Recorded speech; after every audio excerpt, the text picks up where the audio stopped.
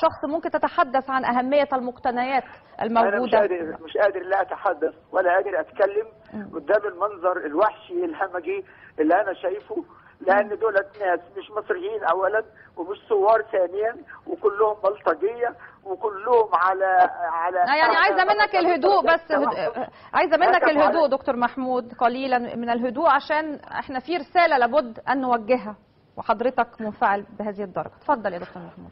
المبنى كله مولع وحدفوا طوب وفي إصابات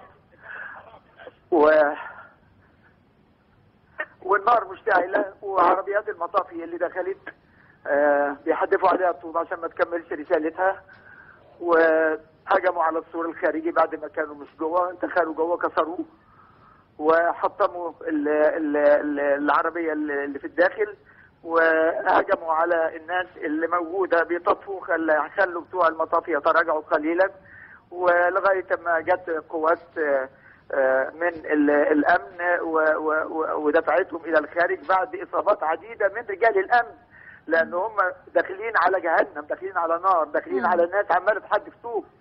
النار لسه مولعة يا فندم. يعني أنا مقدرة دكتور محمود ما أنت فيه، مشهد بالفعل أسود بالنسبة لكل المصريين الذين يحبون هذه البلد أرضنا. 200 سنة علماء مصر بيشتغلوا في المكان ده، بتروح كل شغلهم. طيب أنا عايزة بس نعم عايزة نظرة أعمق من حضرتك على أهم المقتنيات الموجودة بهذا المجمع. كل تراث مصر القديم من أول 1798 لغاية النهاردة. ده باختصار. كل اعمال الحمية الفرنسيه، كتاب وصف مصر وكل المقتنيات المرتبطه به، الارشيف بتاع المجمع اللي عملته الحمية الفرنسيه وكملناه في مصر من ايام الخديوي لغايه النهارده، كل ده مطرح. نعم كل ده مطرح. نعم. يعني هو مشهد مؤسف، ولكن هل المبنى باكمله استاذ دكتور محمود باكمله يعني اصبح حطام؟ اشتعلت النار في الطابق الارضي اولا، وبعدين اشتعلت في الطابق الثاني، والمبنى ده مش عارف حرقوه ليه. ما فيهوش غير كتب يا ناس، ما فيهوش غير الكتب، ما فيش غير الكتب. يحرقوها ليه؟ مكتوب بره مجمع حلمي، ليه يتحرق؟ أنا مصري ممكن يقوم بهذه المهمة الخسيسة؟ ده مبنى ما فيهوش غير كل الشرف وكل الاجتهاد وجهد العلماء. ليه كده؟ ليه؟ أنا مش عارف، أنا محتار. طيب هل يمكن أن تصف لنا المشهد يعني غير الحريق؟ يعني الحقيقة زي ما ذكرت مشهد أسود ولن نتمناه جميعا. أنا داخل حديقة أنا داخل حديقة المجمع دلوقتي، وقدامي المبنى والنار لا تزال مشتعلة، والمطافي خلصت مهمتها وبدأت النار تطلع تاني وتنبعث من الشبابيك في مقابل الجامعة الأمريكية. نعم. هقول ايه؟ الشبابيك اللي في الطابق الثاني النار مولعه وكل الشبابيك سقطت. وعشان تعرفوا المبنى دوت مبنى قديم واثري ومعظمه من الخشب وغالبا هيتهد. نعم. طب وهل ما زالت وسائل الاطفاء موجوده يا دكتور محمود مش كده؟ انا اسمي محمد، انا موجوده في الشارع المقابل في شارع القصر العيني، خلصوا مهمتهم ناحيه المجمع ولا يزالوا وموجودين في الجانب الاخر، انما النار مش هتخلص، لان كل كتب في اكتر من 200,000 كتاب جوه. طيب انا عايزه من حضرتك في هذه اللحظات، انا مقدره يعني الحقيقه اللي انت حضرتك فيه، ولكن رساله توجه الى الشعب المصري من خلال حضرتك. اقول لهم حرام عليكم، بس حرام يعرفوا مصر فيها ايه وحافظوا عليه، مفيش حاجه اكتر من كده. الناس دي لازم تتوقف. الناس دي احنا دلعناها اكتر من اللازم وسكتنا عليها اكتر من اللازم.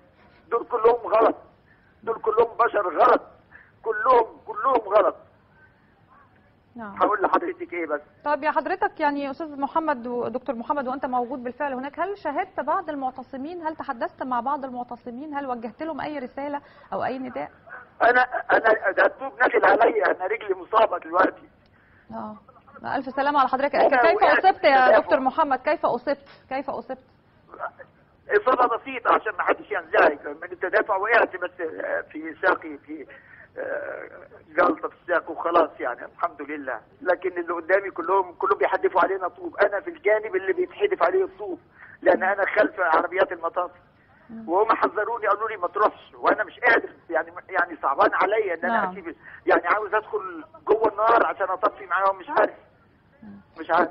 نعم، يعني هم يلقون بالحجارة الآن لا، توقفت سيارات الحجارة. المطافئ؟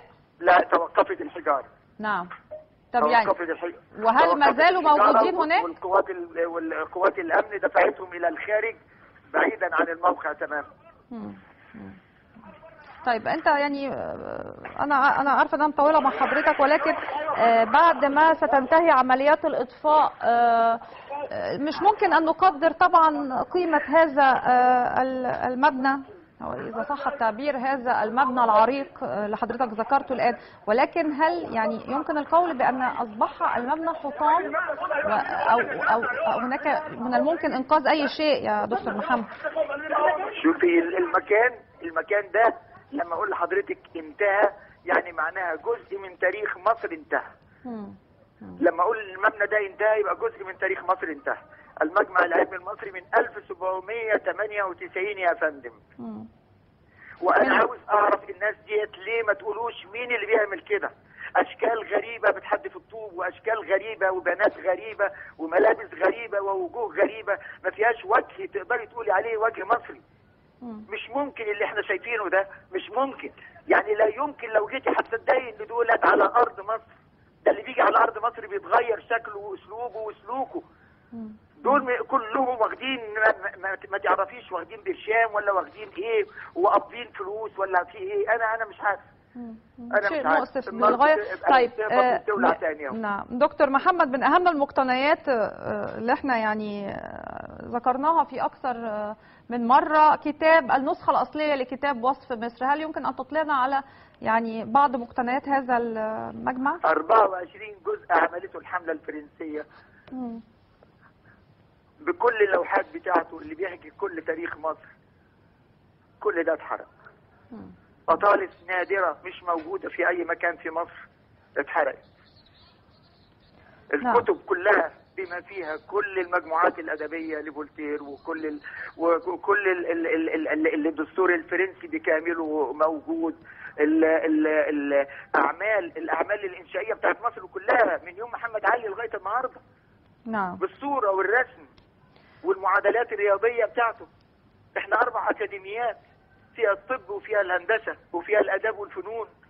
كل دوت كل الكتابات دي راحت. يعني الحقيقة يعني لا يمكن ما اقدرش اقول لك. يعني انا مش لا عارف اتكلم ولا عارف ارتب افكاري ولا متصور ابدا ان كان هيجي يوم اشوف فيه هذا الحريق وانا واقف مش ايدي مغلولة مش قادر اعمل حاجة. نعم. حسبنا الله ونعم الوكيل. بالفعل. الأستاذ الدكتور محمد الشرنوبي أمين عام المجمع العلمي المصري، شكرا على هذا التحليل وهذه المتابعة. وما زلنا نتواصل مع حضراتكم في هذه الفترة الإخبارية من على شاشة النيل، وينضم إلينا مرة أخرى مراسل التلفزيون المصري صابر السكري. صابر، وأنت الآن بالقرب من مقر مجلس الوزراء، وكنت في متابعة سابقة معي منذ يعني يمكن قرابة 10 دقائق أو 15 دقيقة. أنت كنت بكوبري قصر النيل، أنت وجهت مرة أخرى إلى قرب مقر مجلس الوزراء، كيف هي التطورات لديك؟ نعم، لا أنا الآن فوق كوبري 6 أكتوبر. هناك فض جماعي للمتظاهرين